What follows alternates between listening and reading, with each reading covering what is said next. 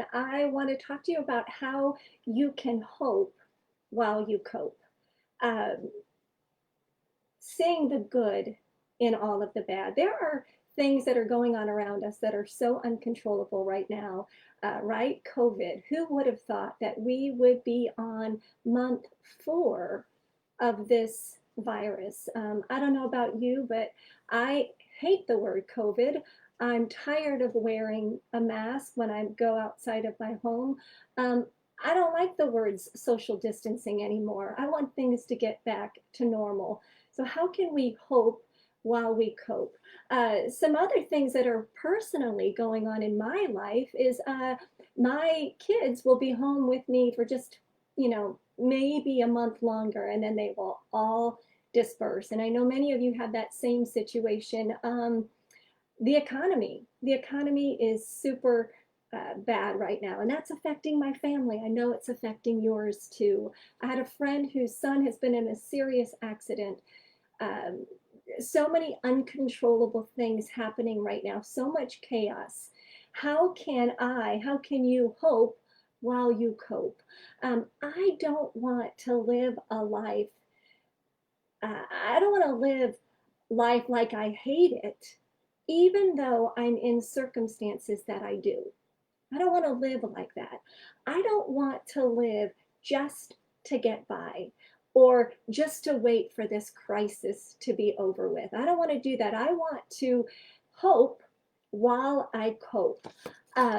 So the reality is there are no guarantees in life, right? There are no guarantees in life except the guarantee that we can bring on how we choose to react or how we choose to interpret something. That's controllable. So, how can you and I hope while we cope?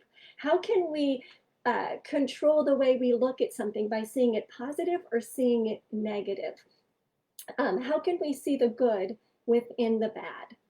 The first thing that we can do is we can face it head on. We can face it head on.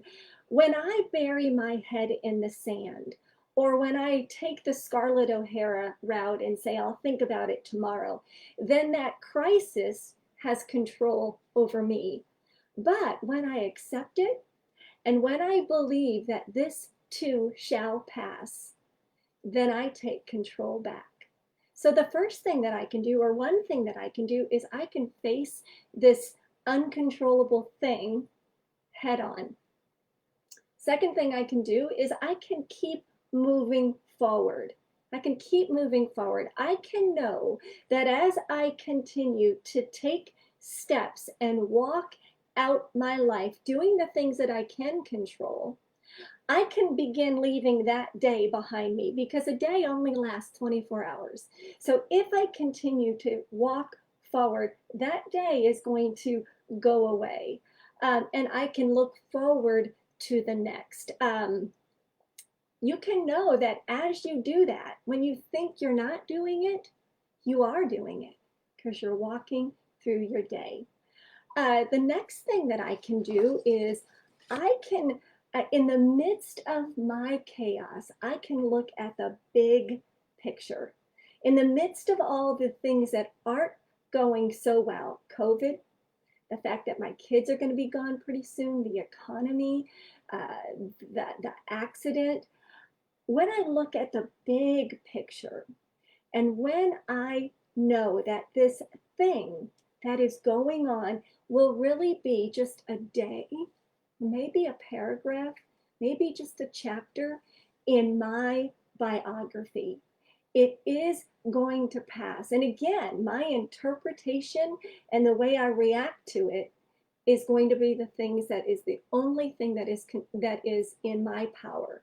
I can look at it positive or I can look at it negatively. So if I look at the big picture and I know that this is going to pass and it's going to be a just a dot on my timeline, that's how I can hope while I cope. And the next thing I can do is I can make a good list. Have you ever heard of the saying, instead of complaining that the rose bush has thorns, Be happy that the thorn bush has roses. It's true. When I look at the good things, when I make a good list, the fact that within this virus, within this chaos, I am appreciating the little things. I am valuing my friendship.